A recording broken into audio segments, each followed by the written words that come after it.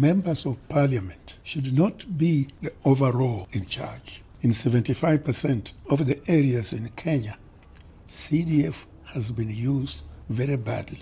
If we can have a system which removes politics completely, you can never beat CDF. My name is Davis Ojambo. I'm here to talk to His Excellency, the retired Vice President, Moody Awori, on the achievements of CDF as we mark 20 years of its establishment. Mzee, I welcome you to this interview. Thank you. Yes. Was the starting of CDF a noble idea? Yes, I think it was probably the best idea that has ever come to Kenyans from time of independence. The young man who actualized the idea, Muriuki, was a great friend of mine. We worked together during the 2002 elections. And it's during that we were talking of how rural areas can develop properly.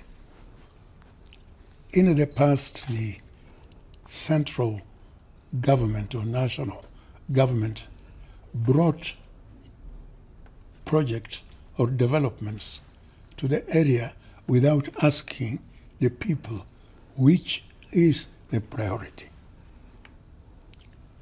CDF was an idea that was left to the MP and the people to decide that this is what we want. So I think CDF is still the best idea that have ever been brought to this country. What are some of the notable gains of CDF in Fujula? Well, during your time, that is. During my time, and let me say this, that CDF in Fujula, like everywhere else, it was brought in 2004 at the beginning, because it was brought into Parliament towards the end of 2003, and actualization was 2004. So during that period, it was actually restrictive.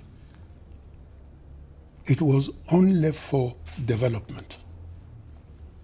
It was not for recurrent. And when I talk of development, the biggest portion went to education.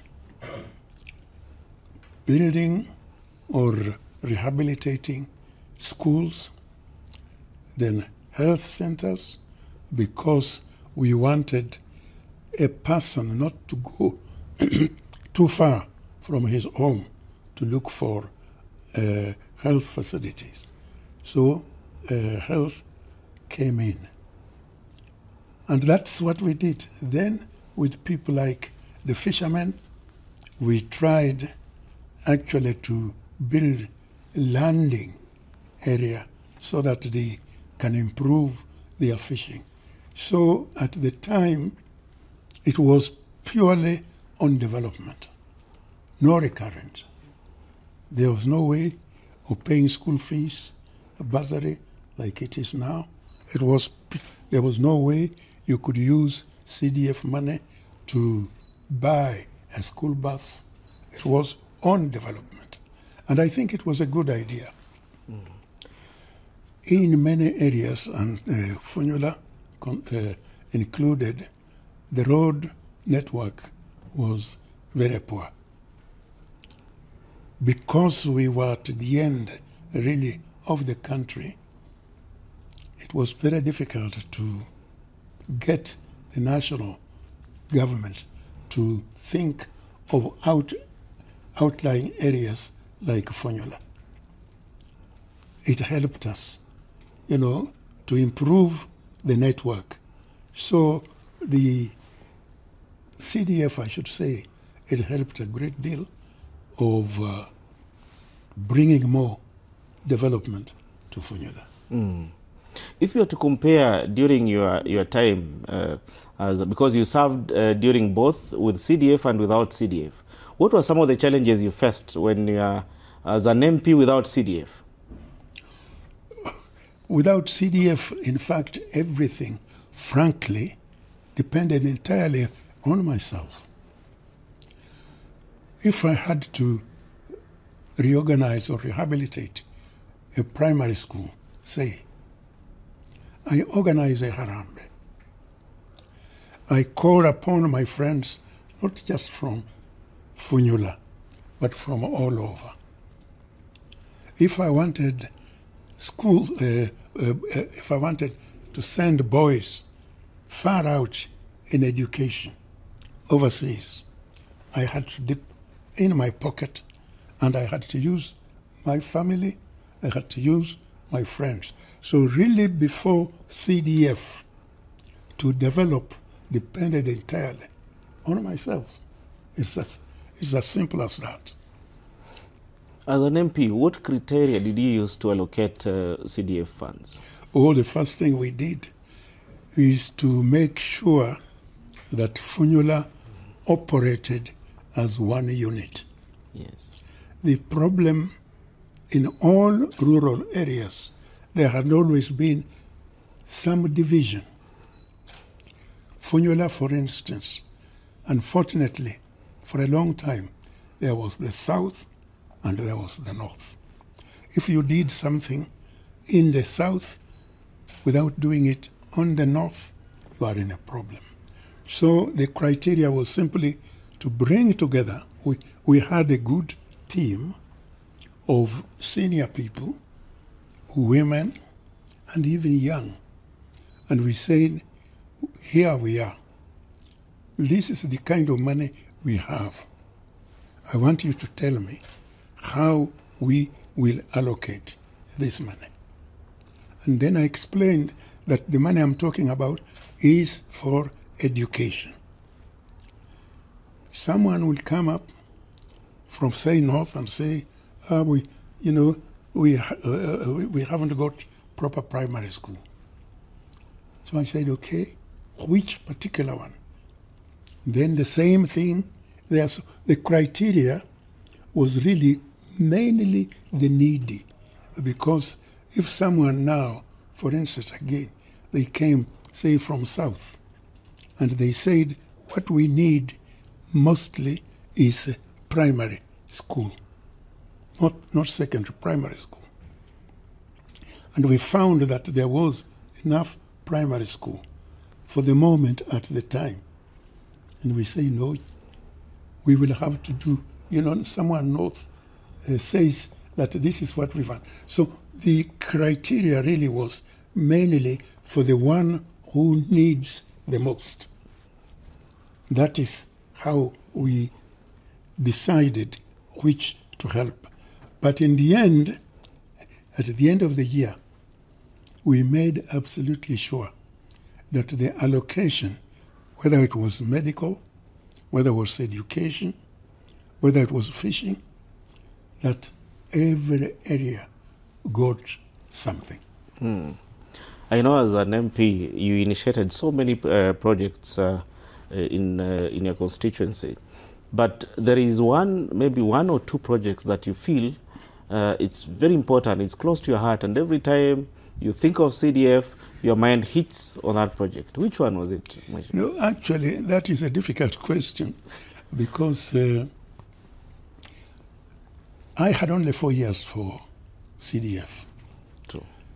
It was a very short time. 4 years with CDF, with only about 100 million shillings. No, they were all of them, to me, were just the same. So all of them were important to you? They were important to me. Thank you. And I made it quite sure that I did not favor one side or another. So all the projects that were developed through CDF in Funyula, to me they are all equal. But now when you talk of that, probably I can come back to today, when without CDF, I had built the Moody Awori primary school. That was long before CDF. we are trying to improve it, and I'm very glad to say that our MP saw it fit to support us so that the new extension of this school is through CDF. And for that, when I think of CDF, I think of our MP, and I think of this school, and I say, CDF is worth it. Thank you. So anybody who's saying that CDF must be scrapped off? Well, that I can talk about that. What they are saying is not really to kill CDF. What is being stated is how to have CDF and for CDF to fulfill its mandate without the weakness that are there. And the weakness are there. I'm happy to say that this weakness, from what I have seen, our MP is not there. But you cannot be selective. When you discuss the whole. Yes. I am of the opinion, and I believe this very strongly, that members of parliament, apart from being members of the CDF as a committee, should not be the ones who are the overall in charge. And I think this is what people are saying. When people say they want CDF off, is because in 75% of the areas in Kenya, CDF has been misused very badly. This is because of the MP being in charge. Today, CDF in many areas is known mainly because of bursaries, not anything else. And bursaries, a good number of MPs, except ours, is used either to punish or to reward. Reward those who helped to elect the MP, or punish those who did not help to elect him. And this is happening. There is no question about it. Secondly, a lot of them, they take their brothers, take their cousins, they take sometimes their wives to be influential people on that, who decide who to help and what not. Thirdly, they have even used the money for their own welfare. I think we need a proper way. If we can have a system where we will have a committee which removes politics completely and directs on the welfare and the well-being of the electors, you can never beat CDF. Just because you've partly answered my question, the final one was to your advice to the CDF managers on the way forward and how they're supposed to manage it. You have partly answered the question. Yeah, but I can add on. I think it needs honest and people with integrity as manager and members of the committee of CDF. It is very tempting when you see plenty of money not to want to have something about it. And this, it needs honesty to be able to resist temptation and to see that this money is taxpayers' money and that taxpayers are paying tax in order to bring development or to maintain development of the area. It is not yours. It has been used to enrich people. And this is, I wouldn't want to scrap it. But I think even if it is a bit of suspension until we deal with this question of the money being used entirely for the development. If we did that, I can assure you, we would be moving up and up. But because we are not doing that, there is that flow. And it's going to get worse when in the development, in the budget, now they are talking of 100 million, 200 million in a constituency in a year, if that is not properly governed. 10 million shillings here, 1 million shillings here, out of 200, unless there is someone overseeing all the time. It's so easy to go. Thank you. That has been the former Member of Parliament for Funyula and the former Vice President, Moody Awori, talking about CDF and its impact on our community.